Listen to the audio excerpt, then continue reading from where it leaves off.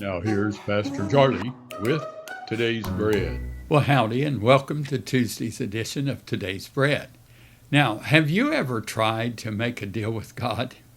Maybe you've prayed, Lord, if you'll do this for me, I'll do that for you. Most of us have been tempted to bargain with God during difficult moments.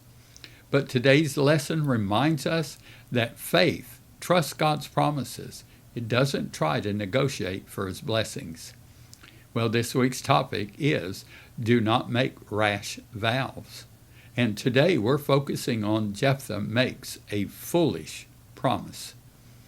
Now the scripture references are Judges chapter 11 verses 29 through 33 and also Deuteronomy chapter 23 verses 21 through 23. Now, as Jephthah prepared for battle against the Ammonites, God gave him exactly what he needed. Judges tells us that the Spirit of the Lord came upon him. Now, throughout the book of Judges, we see God empowering leaders through his Spirit to accomplish what could never be done through human strength alone. With God's power upon him, Jephthah traveled throughout the region, gathering troops and preparing for war. Everything was in place. God was with him. Victory was within reach. Yet the battle drew near. Jephthah made a serious mistake. He made a vow to God. He promised that if the Lord would give him victory, he would offer as a burnt sacrifice whatever or whoever came out of his house first to greet him when he returned home. Now, I want you to think about that for a moment. Jephthah was asking God for something God had already prepared to give. Instead of resting in God's power and promises, he tried to bargain with God.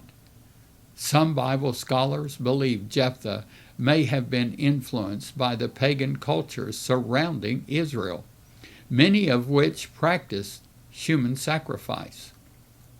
Those practices were completely forbidden by God and were an abomination in his sight. Jephthah's desire for victory was understandable, but his approach revealed a lack of confidence in the Lord. He wanted an extra assurance instead of simply trusting God. And Deuteronomy 23 reminds us that while vows were voluntary, once they were made, they had to be honored. God takes our words seriously. He expects honesty, sincerity, and integrity from his people. Despite the foolishness of Jephthah's vow, God still gave Israel a great victory. The Ammonites were defeated.